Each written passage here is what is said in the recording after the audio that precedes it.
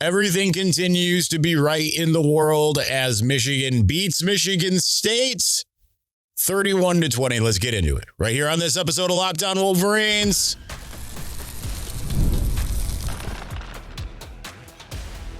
You are Locked On Wolverines, your daily podcast on the Michigan Wolverines, part of the Locked On Podcast Network, your team every day. Happy Monday. We are back and doing it. Locked On Wolverines podcast, part of the Locked On Podcast Network, where it's your team every day. I'm your man on the ground, Isaiah Hole, publisher of Wolverines Wire through USA Today Sports Media Group. Thank you for making us your first listen, and thank you to all of our everydayers out there. We do very much appreciate it. We're going to just get into the Michigan State game. It's typical offense, defense, where we go from here type of stuff. So let's start with the defense, because I think that is the most impactful place to go. And overarching thoughts. We'll start with overarching thoughts and then get into the defense. But first and foremost, I think that this was, I mean, it's still, like I said before, all last week. A little bit of a lack of a killer instinct, but it got a little bit better. Michigan getting 31 points on the road against a rival in Michigan State. I think that's a pretty big. I mean, I felt like it could have been worse in a good way for Michigan. And while it was a completely unimpressive win in pretty much, I don't want to say every way, because we'll talk offensively, but I mean, like, it was such a ho-hum game in so many ways, right? It just kind of felt like get in, get out. You know, like that's kind of all it was. But, you know, it just, games like this, it's like, we just don't want anything worse to happen. Now, maybe with Cole Sullivan, we don't know the nature of his injury. Sharon Moore was very ho-hum about that today. But, I mean, ultimately, I thought it was a good win. A team, you know, interesting game in some ways. It is weird for me to say this, and even upon, it was actually better than it felt in the stadium on rewatch. And when I say that, I'm talking about it felt like a very Michigan-friendly whistle, and I still believe that's the case. I thought that they missed some calls in MSU's favor. That said, the 2 times ago, going to East Lansing. Right. Like you had some game changing moments that completely changed everything in a bad way towards Michigan. Right. So I'm not exactly going to apologize for it. But this felt like a very, like, some of those plays, though, just not, I mean, I know I'm getting ahead of myself here.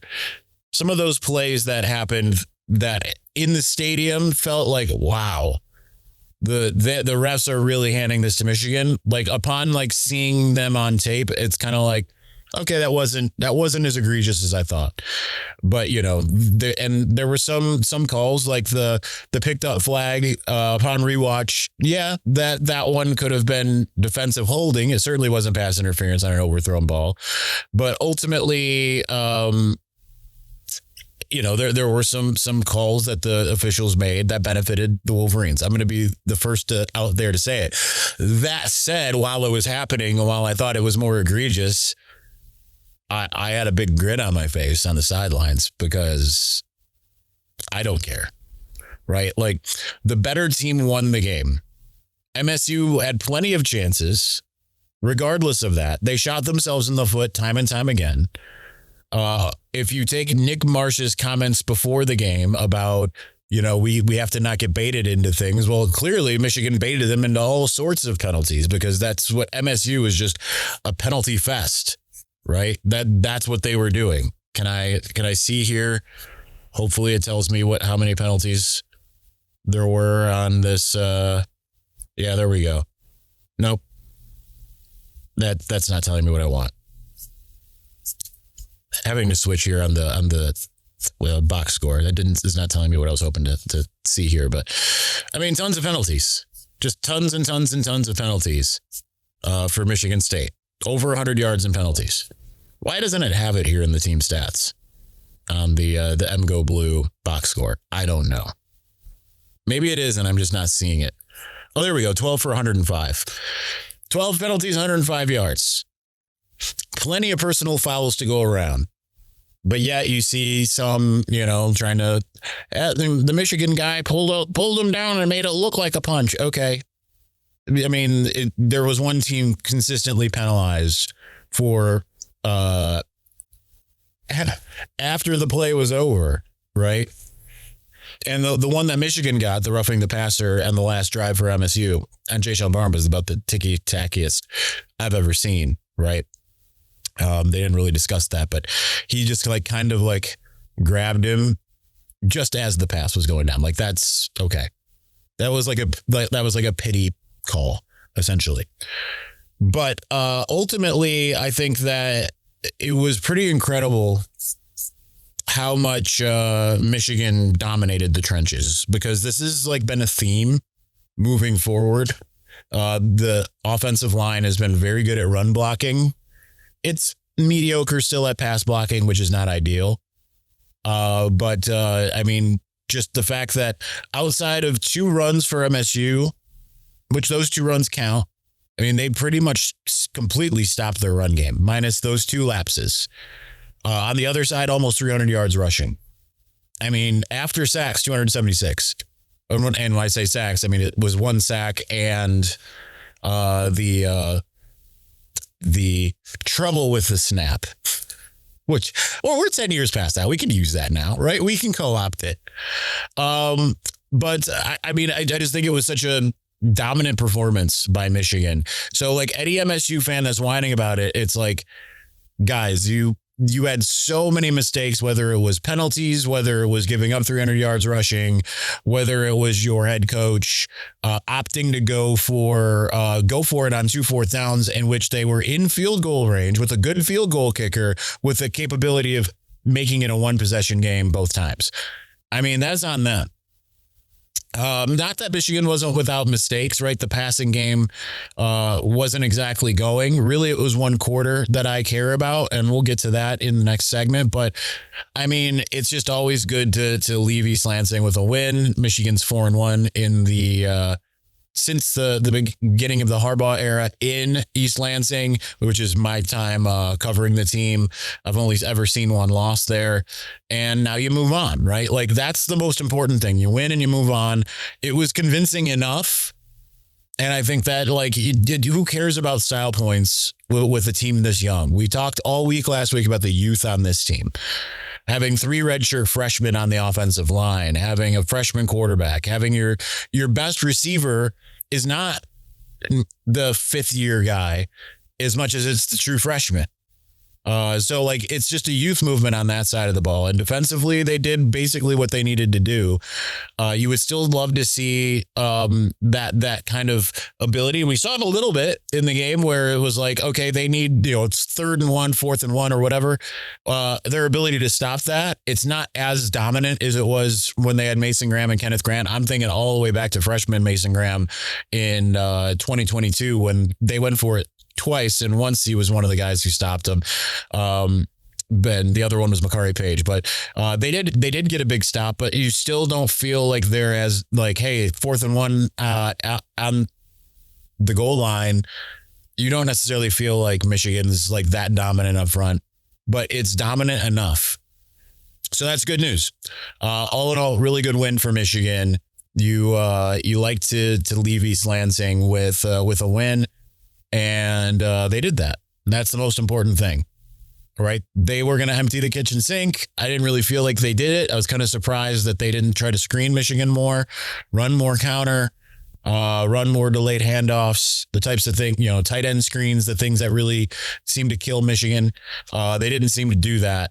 And one last thing, and before we move into offense, defense, it's really confusing for them to have a coaching staff that is just not really that hateable if you're a Michigan fan, right? It's one thing. Mel Tucker went 2-1 against Michigan. Ultimately, I mean, his teams were 2-2, but 2023 he wasn't there. And it was easy to not like Mel Tucker in a lot of ways. Obviously, D'Antonio was who he was, but Jonathan Smith, as I've been calling him, to age myself here, if you're a child of the 80s, you're going to love this one. To have Larry from Perfect Strangers, cousin Larry from Perfect Strangers, as their head coach. And honestly, on the rewatch, I felt really bad for Joe Rossi. I found him to be very likable. But if you're MSU, you don't want likable. You don't want cousin Larry. You want something different than that. And, let's see if they go get Brian Kelly or, that to me is kind of the right fit for them. Probably, maybe. I don't know. Could be another John L. Smith with the way he acted in Baton Rouge. I have no idea. But they already have a John Smith, and it's not working out for them. So anything's got to be better than what they have at the moment. All right, let's move on. We've got plenty more to get to. Let's start with the defense, and then we'll go into offense in segment 2. We'll do those in one segment, and then we'll go into where does Michigan go from here in segment 3. We'll do that here in just a moment. But before we do, college football is back, and I couldn't be more excited. The tailgates, the rivalries, the energy in the stands, there's just nothing like it. But let's be real, actually getting tickets can feel more like a battle than the game itself. Endless queues, hidden fees, prices jumping at checkout. That's why I use Game Time, the app that gives the advantage back to fans. It's the easiest way to score last-minute tickets at the best price with no surprise fees. You know what? You can pull up Game Time in just a couple taps. I mean, I saw amazing deals. I'm talking about going to Michigan games, more so at places like East Lansing, but nonetheless for just $25. The app makes it super simple. You can even see the exact view from your seat before you buy with their zone deals. You pick the section, Game Time picks the seats, and you save big. So take the guesswork out of buying college football tickets with Game Time. Download the Game Time app, create an account, use the code LOCKEDONCollege for $20 off your first purchase. Terms apply. Again, that's promo code LOCKEDONCollege for $20 off. Swipe, tap, ticket, go. Download Game Time today.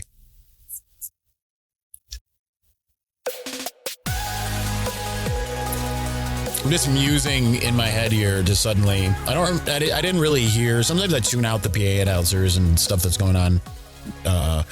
They had like a Spartans bowl game giveaway type of thing. Like they make you can win tickets to their bowl game. And Alejandro Zuniga from Michigan Insider, he comments it to me, and he's like, they're doing this thing again, like as if MSU is going to a bowl game. And I said, oh, they'll go to a bowl game. There's just, they also have to get tickets to go to a bowl game. That's where they're at. Makes it all the more fun. Like I really wanted to pile on to like Daily MSU and some of those people afterwards, but it's just like, it's such low hanging fruit. Like why even bother at this point?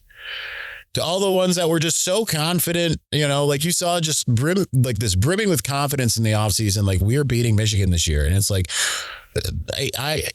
Michigan's got its faults, a lot of them, to be honest. And I don't know the if and when, but you at least can see the blueprint. I don't even know what gives the delusions of grandeur to those in East Lansing. I liked John Dew's thing where someone said, like, we have to get back to Spartan football. And it's like, well, no, this is Spartan outside of D'Antonio. First, the second year really only of Mel Tucker. This is MSU football. It's like, this is Michigan, for God's sakes. Like, this is Spartan football. Couldn't happen to a nicer fan base. I say that, but there were plenty of pleasant MSU people that I met this weekend. It was a much different atmosphere than any of the others that I encountered, including their 3-9 season in 2016. It was really bizarre. All right, let's start with the defense. Again, another week of keeping everything in front of them. Didn't feel like it was a very blitz or even sim pressure heavy. Again, I didn't really do the numbers, but just watching it live, watching it again yesterday on TV, didn't really seem like Wink was this typical, like we got a blitz. And I wonder if that's a mobile quarterback scenario. Like, will we see that more against, I haven't done my homework on Purdue yet.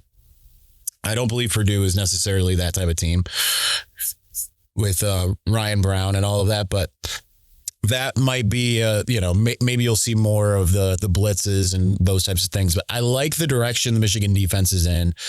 Going in right now, Sharon said that Wink was really kind of beating himself up over allowing the one long run. You kind of love hearing that. You love knowing that that's the place where, okay, we gave up a long one. It really was just the one long run. They had a second that was a decent run, but like really it was the one long run. And they consider that a failure. And considering kind of some of the lapses that happened, right? Like I almost said MSU, which is why the stuttering. USC obviously had long run after long run with their freshman, King Miller, right? So to get to this point where it's like, we even want to build that run wall, and like, you're just not going to be able to do much against us. Maybe in zone, you'll find those open zones, but like, we'll give that to you here and there. That's incredible. Jimmy Rolder with just the game of his life a couple weeks after him looking completely lost against USC. That is massive. It's 2 games in a row where he's looked really good. You hope Cole Sullivan's injury isn't too bad. Street close in a sling after the game.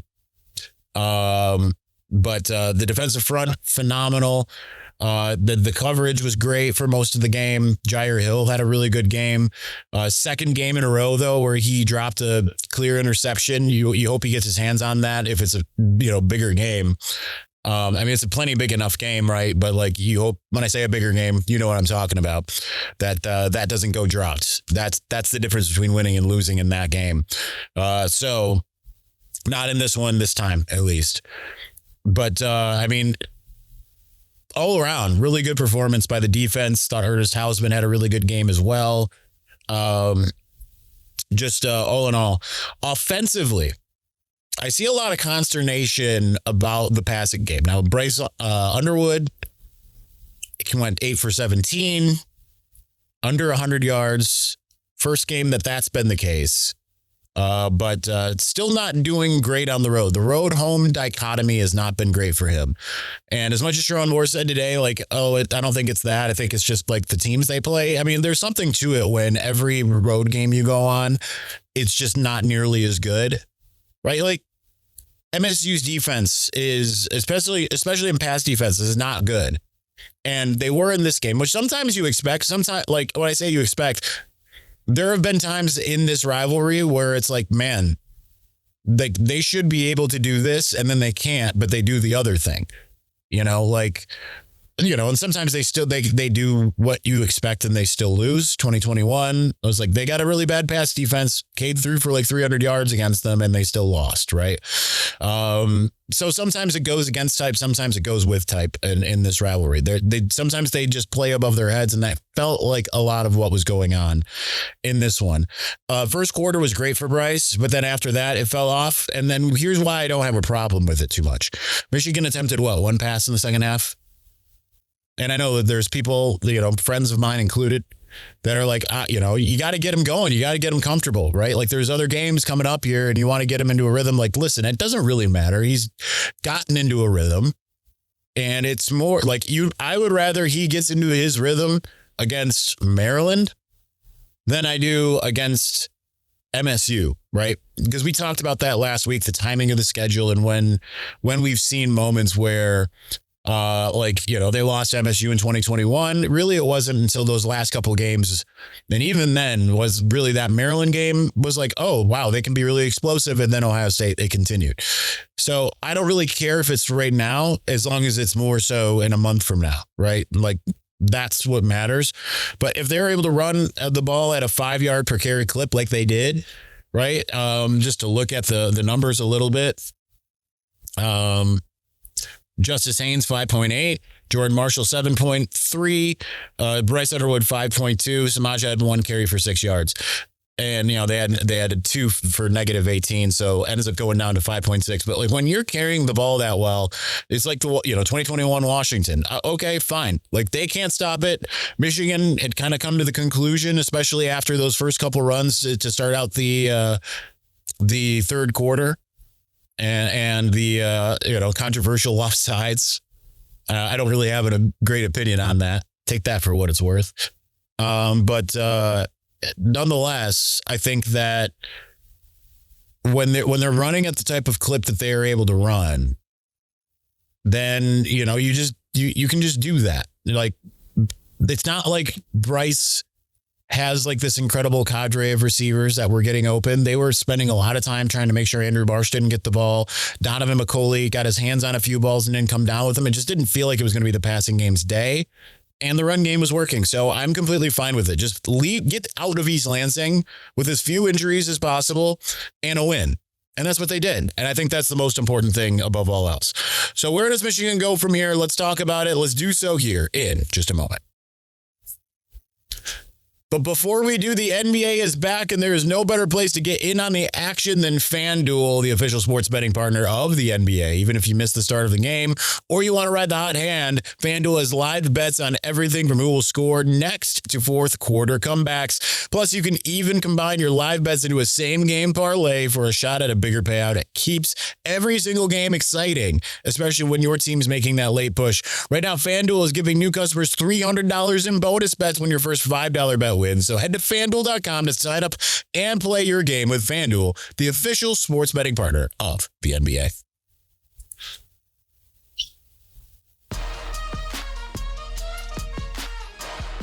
All right. Where does Michigan go from here? 6-2. They got to 6 wins with 4 games left. Considering that they got to 6 wins last year with one game left. That's already an improvement. And as much as like I was joking with some colleagues. They were like, what changed? And one person said an easier schedule. It's only true so much in this one, right? Because Illinois was okay last year. Washington was only good at home. And obviously that's where Michigan lost, was in Seattle. But ultimately, the schedule this year, you've got a couple teams that are pretty good on it. Maybe it's not as hard, but like at the same time,